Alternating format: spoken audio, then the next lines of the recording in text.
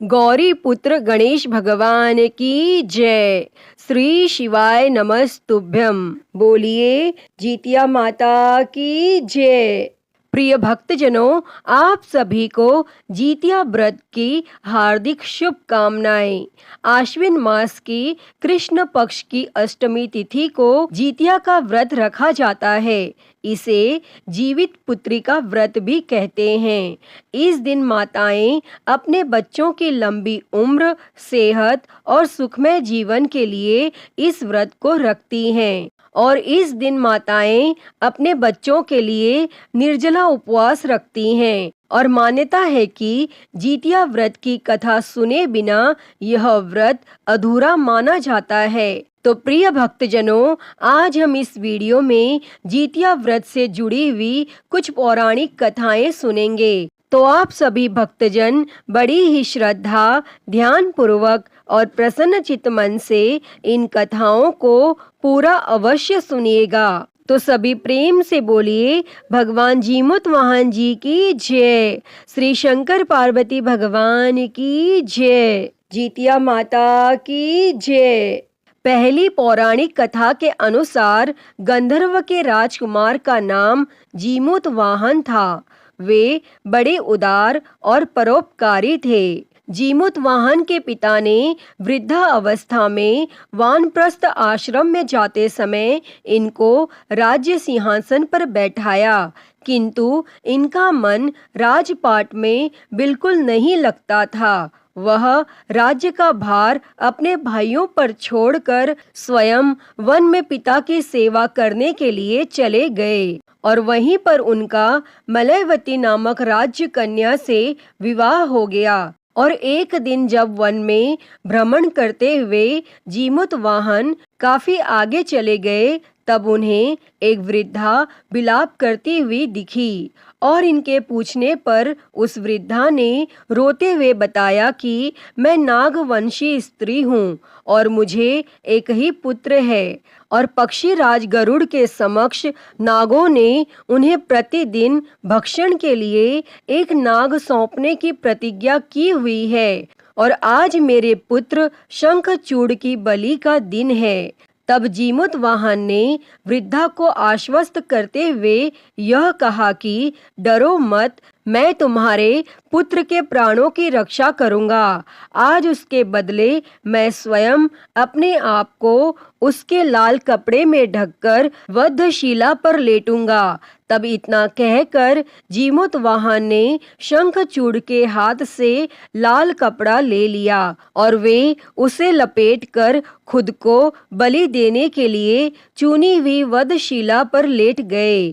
तब नियत समय पर गरुड़ बड़े वेग से आए और वह लाल कपड़े में ढके जीमूत वाहन को पंजे में दबोच कर पहाड़ के शिखर पर जाकर बैठ गए और अपने चंगुल में गिरफ्तार प्राणी की आंखों में आंसू और मुंह में आह निकलता ना देखकर गरुड़ जी बड़े आश्चर्य में पड़ गए। तब उन्होंने जीमूत वाहन से उनका परिचय पूछा। तब जीमूत वाहन ने सारा किस्सा उन्हें सुनाया और तब गरुड़ जी ने उनकी बहादुरी और दूसरे के प्राण की रक्षा करने में स्वयं का बलिदान देने की हिम्मत से बहुत प्रभावित हुए।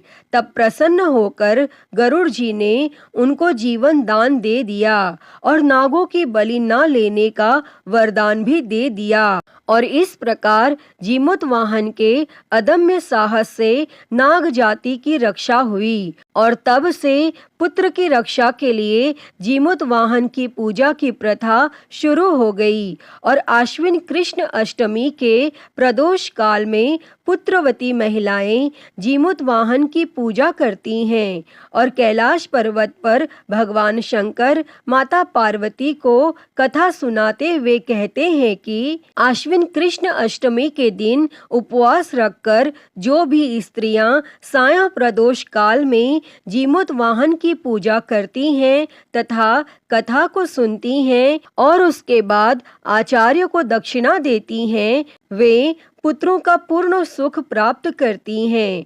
और व्रत का पारण दूसरे दिन अष्टमी तिथि की समाप्ति के पश्चात किया जाता है और यह व्रत अपने नाम के अनुरूप फल देने वाला होता है। तो सभी प्रेम से बोलिए जीतिया माता की जय, भगवान जीमुत वाहन जी की जय, श्री शंकर पार्वती भगवान की जय। प्रिय भक्तजनों, आइए अब सुनते हैं जीवित पुत्रिका व्रत की दूसरी कथा। एक समय की बात है, दो बहनें थी। एक का नाम था सुखिया और दूसरी का नाम था दुखिया। दोनों का भाग्य उनके नाम जैसा ही था। दुखिया गरीब थी और बहुत दुखी रहती थी और वहीं सुखिया अमीर थी और वह हमेशा सुखी रहती थी। दोनों एक ही गांव में रहती थीं और दुखिया सुखिया के घर में काम करती थी, साफ सफाई करती थी, खाना बनाती थी और जो खाना बच जाता था वह खाना सुखिया दुखिया को दे देती थी और इसी तरह दुखिया का घर चलता था। समय बीतता गया, दोनों को बच्चे थे। सुखिया को 2 पुत्र थे और दुखिया को भी 2 पुत्र थे। और जब जीतिया का व्रत आया तो दोनों बहनों ने जीतिया का व्रत रखा। दुखिया सुखिया के घर में काम करती थी। व्रत के दिन दुखिया ने सुखिया के घर जो चावल फटका था, यानी जो चावल साफ किए थे, उससे जो खुर्दी निकला वह अपने लिए रख ली और साफ चावल सुखिया को दे दी। और फिर उसने साग को चुना। जो बढ़िया वाला साग था सुखिया के लिए रख दी और जो डंठल था वह अपने लिए रख दी। अब दुखिया ने सुखिया के घर सारा खाना बना दिया और अपने घर चावल की खुर्दी और साग की डंठल लेकर बनाने के लिए गई और खुर्दी का चावल और साग की डंठल बनाकर वह खाना अपने बच्चों को खिलाई और खुद भी वही खाई। उसके बाद दुखिया सोने के लिए चली गई। तब आधी रात में एक बूढ़ी औरत उसके घर पर आकर दरवाजा खटखटाती है तो दुखिया पूछती है, कौन है?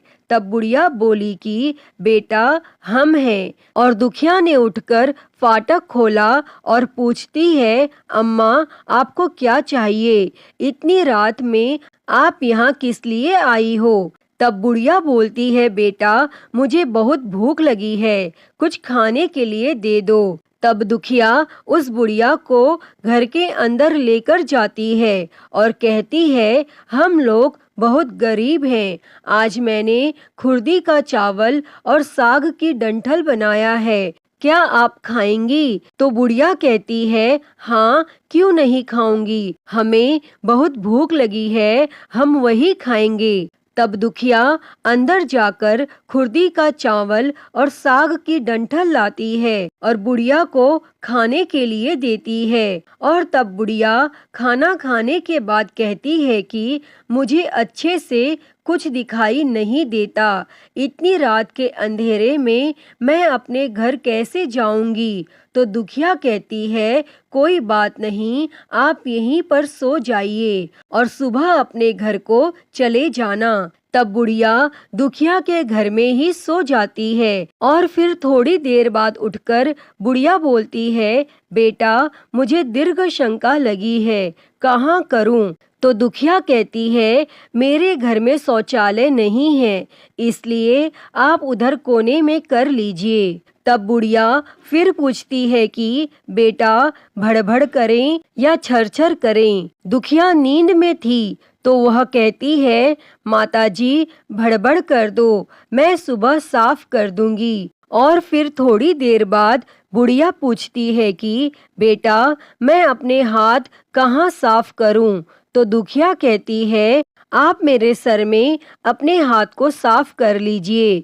और जब सुबह होती है तो दुखिया को यह सब सपने के जैसा लगता है कि सोते समय मुझे कोई सपना आया होगा और वह ज़्यादा कुछ नहीं सोचती और नदी में नहाने के लिए चली जाती है। जब वह नदी में नहाती है और अपने बाल धोती है तो उसके बालों से होते हुए जो पानी बहता है वह सोने का पानी होता है और आसपास की सभी महिलाएं यह देखकर चकित हो जाती हैं और कहती हैं कि तुम्हारे बालों से तो सोने का पानी गिर रहा है, क्या बात है। फिर उसे रात की सारी बात याद आती है और वह दौड़कर अपने घर की ओर भागती है, यह सोचकर कि उसका घर दीर्घ शंका से गंदा हुआ होगा। पहले उसको साफ करना होगा। और जब वह अपने घर में जाती है तो देखती है कि घर के हर कोने में ढेर सारा सोना बिखरा पड़ा है और यह सब देखकर दुखिया बहुत खुश हो जाती है और सोचती है कि जीतमान बाबा यानी जीमुत वाहन की कृपा है कि यह सब जो माता का रूप धारण करके मेरे घर आए और मुझे इतना आशीर्वाद दिया। अब दुखिया अमीर हो जाती है और सुखिया के घर जाकर काम करना बंद कर देती है और दुखिया जब अपना व्रत पूरा करती है तो अपने पुत्र से कहती है कि जाओ मौसी के घर से तराजू लेकर आओ यह नापने के लिए कि यह सोना कितना है। और बच्चा बहुत खुशी से सुखिया मौसी के घर जाता है और तराजू मांगता है। तो सुखिया पूछती है कि तराजू पर क्या नापना है। तो बच्चा बोलता है मेरे घर में बहुत ढेर सारा सोना है और उसी को मम्मी नापेगी। तब सुखिया कहती है खाने के लिए तुम्हारे पास कुछ भी नहीं है और सोना नापोगे, मुझसे झूठ कहते हो। तो बच्चा कहता है नहीं मौसी, मैं झूठ नहीं बोल रहा हूँ। तब सुखिया सोचती है कि जब तराजू मांगा है तो कुछ ना कुछ तो जरूर नापना होगा, इसलिए वह तराजू के पीछे गोंद लगा देती है कि जो भी नापेगा वह थोड़ा सा इसमें चिपक जाएगा। और दुखिया जब तराजू पर सोना नापती है तो कुछ सोना का टुकड़ा उस गोंद में चिपक जाता है। और जब बच्चा तराजू लौटाने अपनी मौसी के घर आता है तो सुखिया उसको उलट पुलट कर देखती है तो तराजू में सोना लगा हुआ मिलता है। तब सुखिया सोचती है कि उसके घर में जरूर कहीं से सोना आया होगा, इसलिए वह कई दिन से काम पर भी नहीं आ रही है।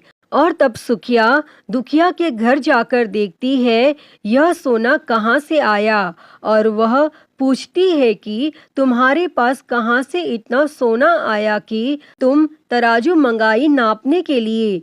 तो दुखिया उस रात की सारी कहानी अपनी बहन सुखिया को सुनाती है। दुखिया का मन एकदम सच्चा था, इसलिए वह सब कुछ बता देती है।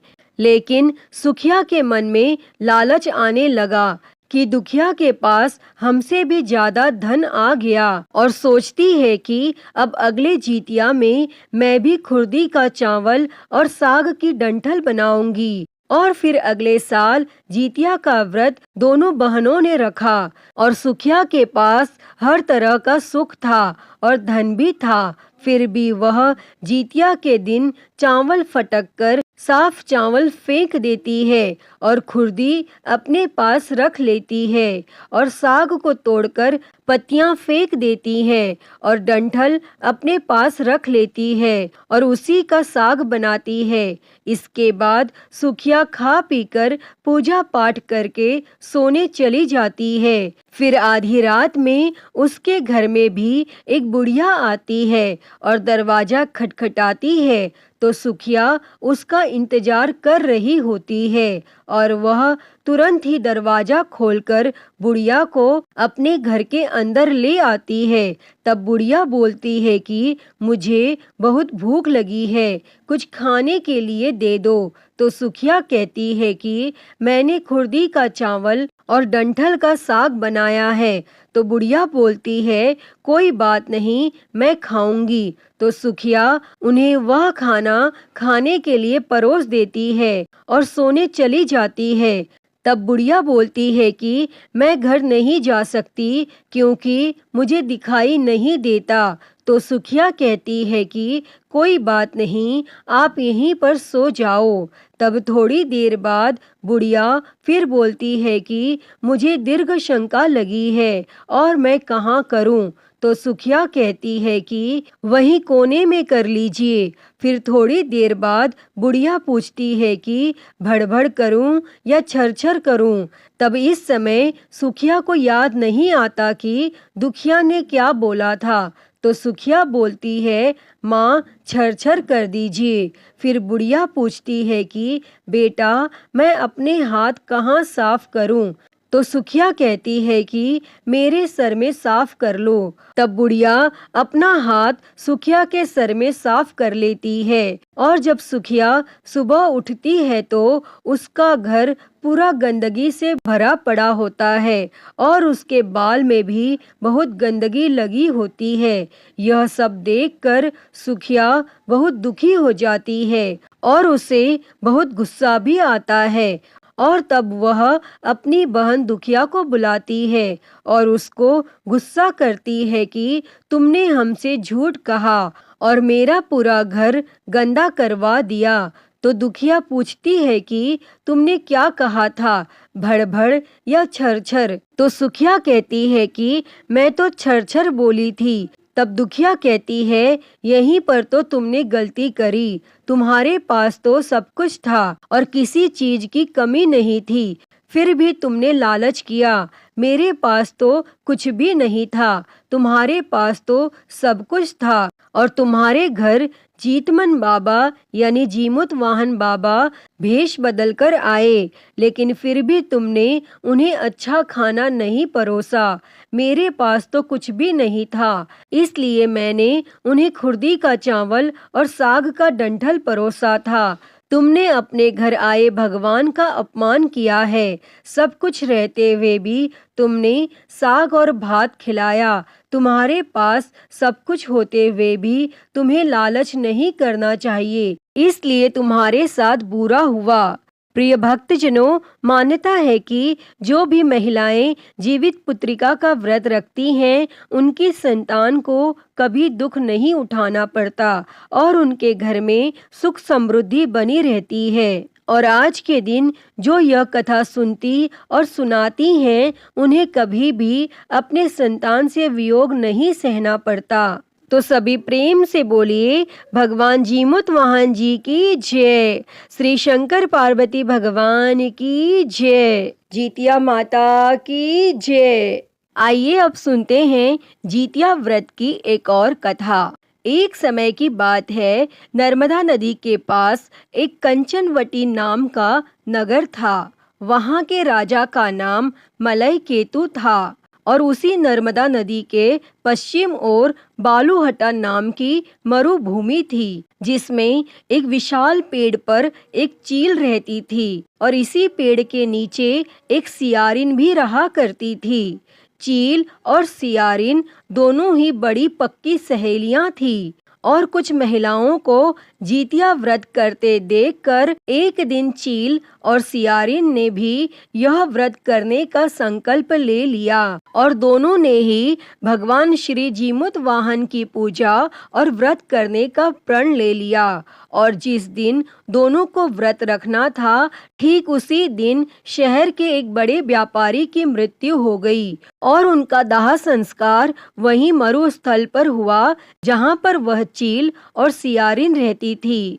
और मुर्दे को देखकर सियारिन को भूख लगी और वह खुद को रोक नहीं पाई, जिसके कारण उसका जीतिया का व्रत टूट गया। और उधर चील ने संयम रखा और पूरी श्रद्धा और नियम से अपना व्रत पूरा किया और अगले दिन व्रत का पारण भी किया। फिर उसके बाद अगले जन्म में दोनों सहेलियों ने पुत्री के रूप में एक ब्राह्मण परिवार में जन्म लिया और उनके पिता का नाम भास्कर था।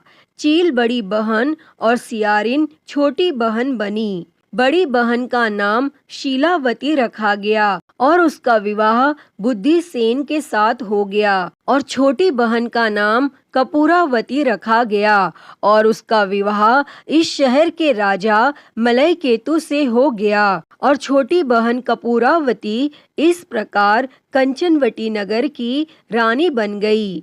और अब भगवान के आशीर्वाद से बड़ी बहन शीलावती को 7 पुत्र हुए, लेकिन इधर कपूरावती के बच्चे जन्म लेते ही मर जाते थे।